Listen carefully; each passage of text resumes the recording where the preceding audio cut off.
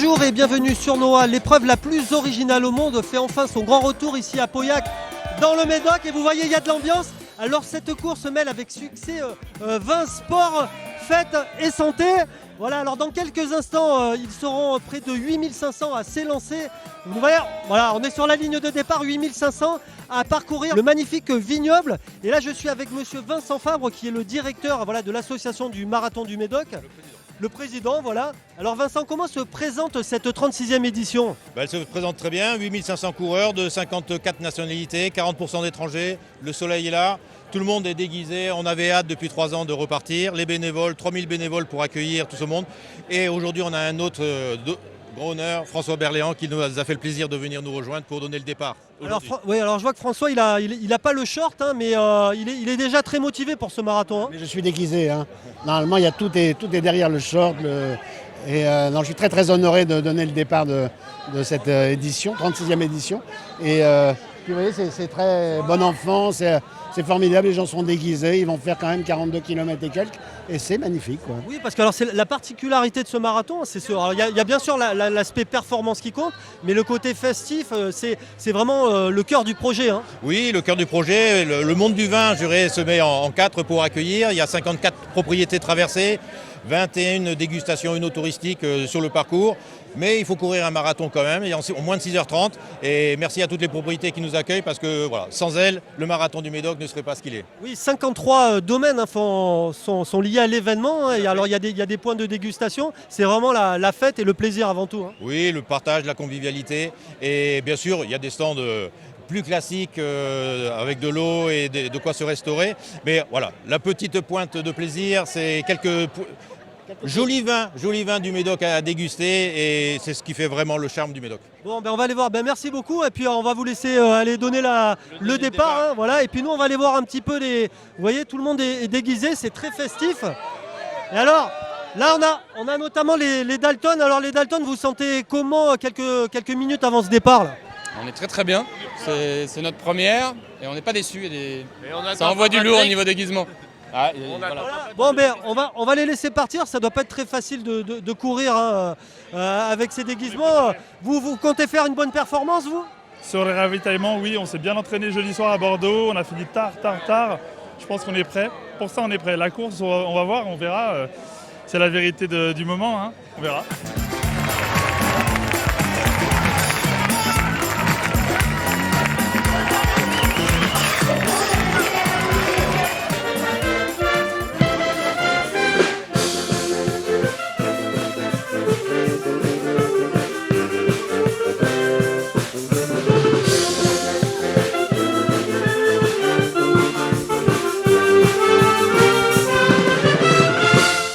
Voilà, on commence en musique. On est toujours sur le marathon du Médoc. On est exactement au kilomètre 16. Je suis au château La Rose Trinthodon, là, juste derrière un magnifique domaine. Et je vais rejoindre Olivier Fargeot, qui est le directeur commercial du château. Alors Olivier, ici, on voit, c'est quoi le premier point de ravitaillement ? Oui, bonjour, c'est le premier point de ravitaillement, avec le ravitaillement du marathon et également les équipes du château La Rose Trinthodon. Oui, on voit qu'il y a de l'ambiance. Alors les coureurs ne sont pas encore arrivés, ils seront là d'ici, les premiers seront là d'ici un petit quart d'heure. Alors qu'est-ce que vous leur préparez là pour les accueillir ? Alors naturellement, il y a le ravitaillement classique pour reprendre des forces, avec tout un tas d'éléments pour se reprendre ses forces, et également le château La Rose Trinthodon 2020 en dégustation pour l'ensemble des coureurs, notre premier vin.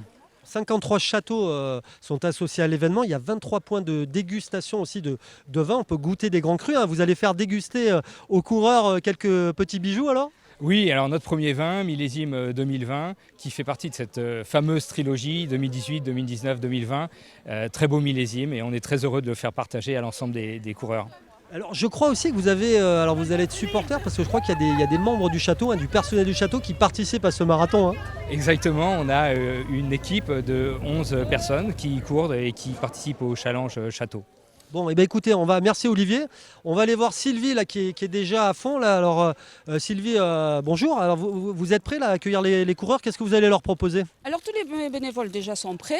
Après 2 ans d'absence, on prépare plein de fruits qu'on a coupés, épluchés, plein de victuailles comme des biscuits salés, sucrés. Voilà, et tout ça dans la joie, la bonne humeur. Dans la bonne humeur, parce que c'est vrai que ce marathon, c'est avant tout. Alors, il y a le côté sportif qui est important, mais le côté convivial, ambiance et festif, c'est quelque chose d'important aussi. C'est toujours, comme je vous le disais, dans la joie, la bonne humeur, chaque année. Et regardez mon équipe, les bénévoles, là. Est-ce que vous êtes heureux d'être là aujourd'hui? Voilà, ça vous prouve. Et on va rester comme ça le temps que les coureurs passent jusqu'au dernier. Et vous allez les supporter en même temps aussi, j'imagine, parce qu'il y en a que vous connaissez, je crois. Et avec la fanfare, avec toutes les personnes qui nous entourent au château de la Rose-Trentodon. Magnifique château, donc on va faire honneur aux coureurs et aux autres qui nous accueillent. On va finir comme on a commencé, avec la célèbre fanfare des 100 bandas, des Sans Soucis, très connus dans la région, qui vont finir par un petit morceau.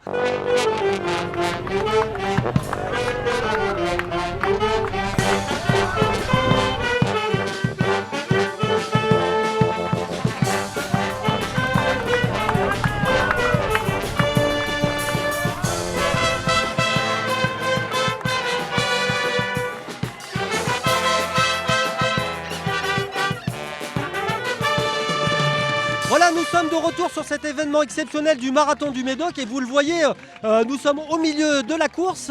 Alors il faut dire que les favoris sont déjà passés. Là je me trouve avec Emeline Bory du Grand Puy Lacoste. Alors Emeline, ici il y a un point de ravitaillement, mais il y a aussi du plaisir pour ceux qui vont arriver, de la dégustation. Bien évidemment, c'est ce qui fait le charme du marathon des Châteaux du Médoc.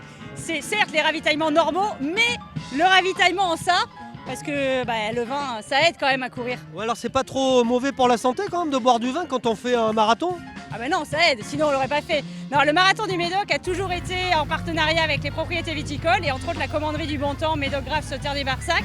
Et en fait, c'est un marathon qui est particulièrement bien médicalisé, donc il y a une troupe de médecins. Et en fait, c'est des fous furieux qui adoraient le marathon et le bon vin, qui se sont dit qu'il faut qu'on rallie nos deux passions. Donc on va faire un marathon et il y aura de la dégustation sur le parcours pour les coureurs. Bon voilà, vous êtes 23, il y a 23 points de dégustation, alors c'est important sur ce marathon. Il y a le côté sportif, là on a vu passer les premiers coureurs alors, qui visent le podium, qui visent le chrono. Et puis derrière il va y avoir toute une partie, un peu on va dire le dernier wagon. Là on vient avant tout pour le plaisir. Les gens qui courent le marathon du Médoc, les premiers c'est pour le temps, les autres c'est pour en profiter, se faire plaisir, découvrir les propriétés et ce qu'elles produisent, donc un petit liquide rouge sympathique. Alors pour les gâter, vous leur avez prévu une cuvée de quelle année alors? Alors cette année ça sera du 2013, que c'est un vin qui est un peu léger, donc plus facile, parce que quand vous arrivez au 20e kilomètre, comme vous l'avez dit très justement tout à l'heure, c'est un peu dur, donc il faut quelque chose quand même facile à boire. Alors là ils ont les jambes lourdes, c'est quand même la moitié de la course. Un petit remontant comme ça, ça aide certains à repartir ou il y en a certains qui disent bon je m'arrête là? Non, en général, ils dansent, ils boivent un verre et après ils repartent. Non, c'est assez marrant. D'ailleurs, je vous avoue que je sais pas comment ils font, parce qu'il y a encore plus de 20 km derrière. Moi, je le ferai pas. Alors vous, votre domaine, il est associé à l'événement depuis sa création. C'est important pour vous d'être présent sur un événement comme celui-ci? Moi, j'étais sur le premier marathon en 85. Je n'étais pas bien grande, j'avais 3 ans. Mais voilà, c'était super et on est ravis de continuer ce partenariat avec eux. Allez Olivier! Voilà, les premiers coureurs là se sont arrêtés. Alors monsieur, you speak French? Oui, alors c'est important de s'arrêter pour prendre un peu de plaisir aussi. Alors, je pense que c'est l'essentiel. Je me suis beaucoup entraîné pour ça, mais beaucoup moins sur la course. Voilà. Et là, vous allez repartir après avoir bu un petit verre là? Parce qu'il y a d'autres châteaux qui attendent. Et celui-là, il est fabuleux. Bon, mais on dit souvent que le vin, c'est aussi bon pour la santé, même s'il faut consommer ça avec modération. Alors on va vous laisser finir votre vin puis repartir parce que je crois que les premiers sont passés il y a longtemps déjà. Ah oui, mais c'est pas grave ça. Nous, il faut qu'on mette moins de 6h30. C'est tout. Bon, on se retrouve nous tout à l'heure sur la ligne d'arrivée pour voir le vainqueur de ce marathon. Là où c'est génial, c'est que tout le monde est déguisé, il y a vraiment une ambiance de dingue. Chaque ravito, il y a de la musique. Il y a tout ce qu'il faut. À manger, à boire. Il y a de l'ambiance, il y a du fun. C'est ça qui est génial. Et c'est pour ça que chaque année on revient nous. Et vous êtes presque au bout là. Ça fait longtemps qu'on n'a pas eu de ravitaillement, c'est très long. Ça arrive, on vous attend là-bas, il y a un peu de rouge. Bon, ça va, ça se passe bien les gars? Super l'organisation. Voilà, nickel. L'ambiance c'est top. Le premier c'est nickel.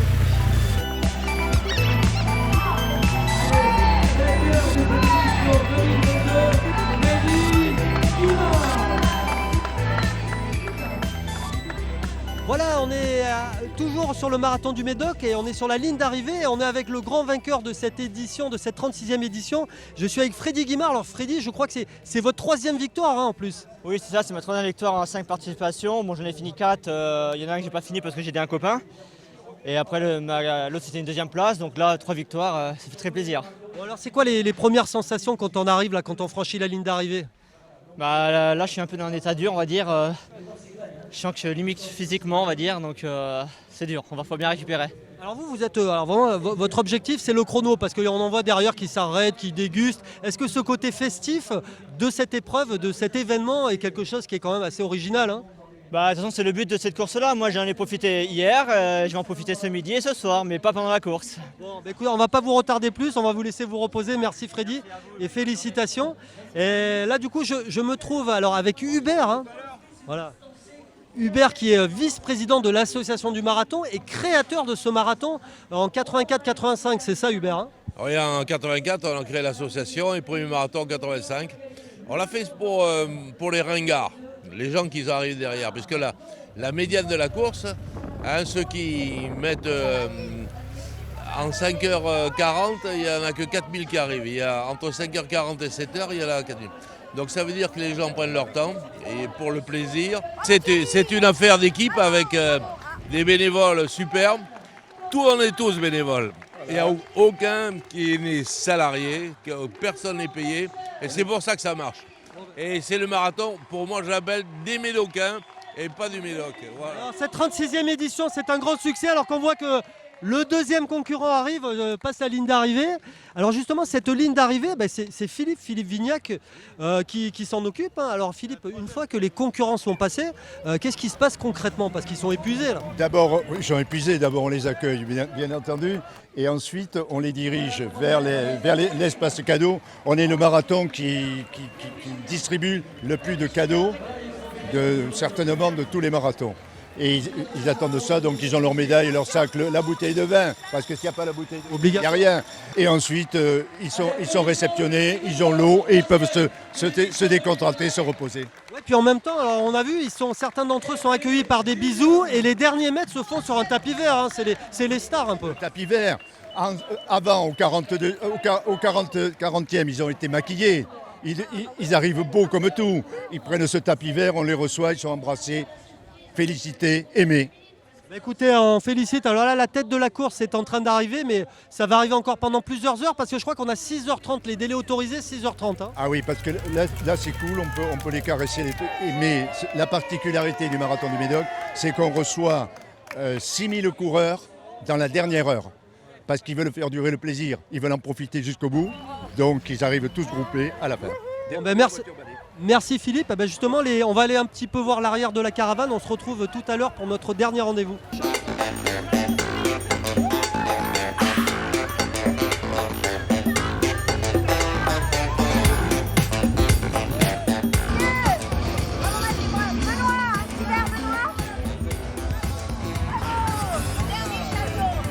Et ça, c'est le plaisir de déguster en même temps qu'on court. Là. Ah, exactement, là on est au 16e verre, là, 16e.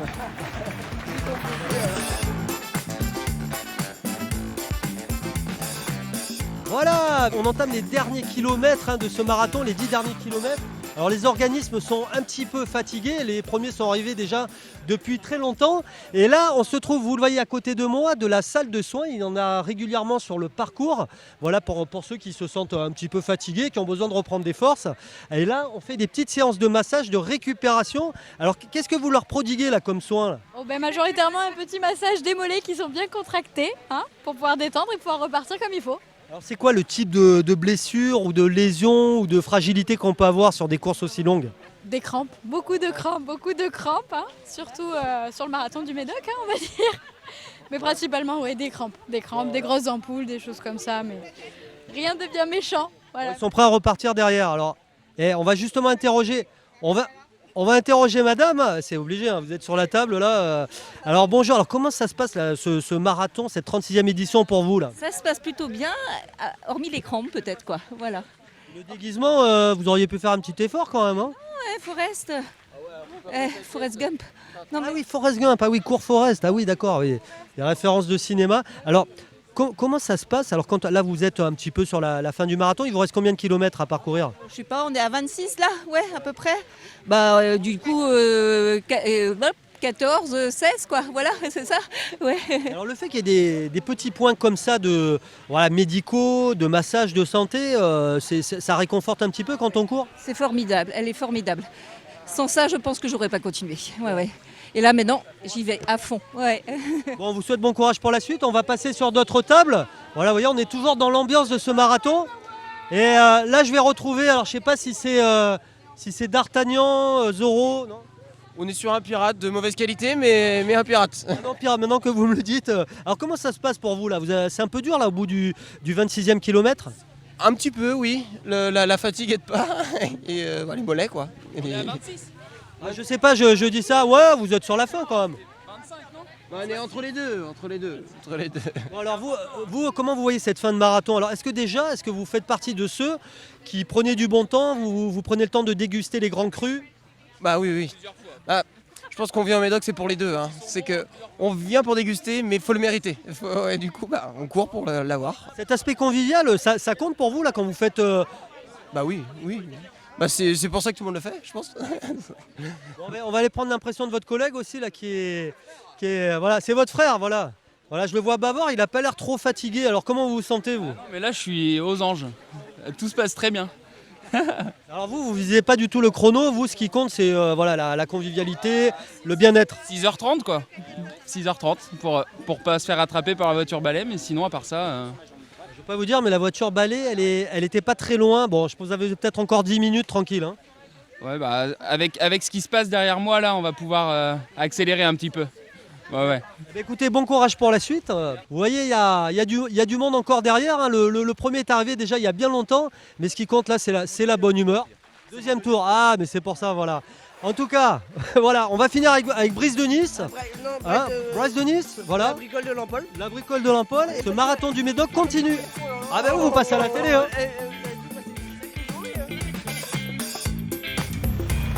Allez, on y est presque. Bon, ça va, on est sur la fin.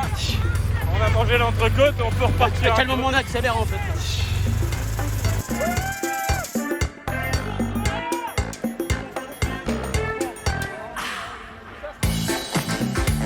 Alors pas trop dur là l'arrivée? Non, on pensait que ça allait continuer un peu, mais on est un peu déçus, mais ça va. On faudrait faire à l'enfance inverse. Non, c'est pas si dur un marathon. On peut boire, on peut manger, donc c'est une bonne journée entre amis. On s'éclate. Alors comment ça s'est passé là ce marathon? Excellent. Vraiment une belle découverte. Le prochain coup, 100 km. On n'a pas trouvé la vague. Vous n'avez pas l'air très fatigué après 42 km? Non, carrément pas. 100 km la prochaine fois. C'est bien ravitaillé. Et le double de château. Vous êtes beaucoup ravitaillé, vous avez repris des forces sur la route? À chaque ravitaillement. On n'en a pas loupé un. On n'a rien loupé. On était au taquet. Ça s'est bien passé pour moi. A priori pour eux c'était un peu plus dur. Mais on est arrivé bien, là, tu vois, bien. On a fait tous les stands, on est bien. Alors bravo, ça y est, la torture est terminée? Oh, c'était pas une torture, c'était sympa, on court et on picole, c'est top. What was it? Fantastic. Very beautiful. Comment ça s'est passé alors ces 42 km? Eh ben c'est super. Voilà, on commencerait presque un tour. On a profité des orchestres, on s'est arrêté un peu à chaque ravitaillement et c'était génial. Et les organisateurs et les bénévoles, au top. Ah voilà, on a la troisième cohorte qui arrive, alors comment ça s'est passé? Nickel, incroyable, c'est génial. Vous avez pu faire des petits arrêts quand même en route Chaque château forcément, bien sûr. D'ailleurs, on les a tous éliminés, les grands crus, c'est bizarre. Hein. On repartira bien pour un deuxième tour et on resterait peut-être un peu plus longtemps dans les châteaux. Voilà, cette 36e édition du Marathon du Médoc se termine. Et alors là, regardez sur qui on tombe encore, les frères Dalton. On est là. Alors comment ça s'est passé pour vous? Ça s'est passé plutôt bien. Chacun a eu son moment creux, de toute façon. Et puis on a réussi à boire des canons à chaque château. J'ai envie de dire, on a fait tout ce qu'on pouvait, quoi. Il me semble que je vous ai aperçu un petit peu à tous les stands, hein. Sur les 42 km, vous êtes arrêté quasiment partout, hein. On a tâché d'être assez assidus sur les stands, on a commencé simple, après on a doublé le nombre de verres, puis triplé. Et puis arrivé proche des huîtres, on a voulu vraiment reprendre du sel, donc on a bien mangé les huîtres derrière l'entrecôte, et c'est pour ça que vous ne nous avez pas vu, l'entrecôte ça a donné beaucoup d'énergie, une belle accélération sur la fin, un magnifique 6h15, ce qui est un temps de référence je pense sur marathon. Et on est ravis parce que la fête est belle, les gens sont là, on voit des gens de partout, et ça c'est vraiment une belle fête après tant d'années compliquées. Bon, ben on va vous laisser trinquer un petit peu. Alors là, on fait un petit peu honneur. On oublie un petit peu le vin là. À la fin, on est un peu à la bière. Alors à consommer avec modération, bien sûr. On vous laisse trinquer. Puis bravo à tous les quatre, hein. Merci à François d'avoir. Merci à vous.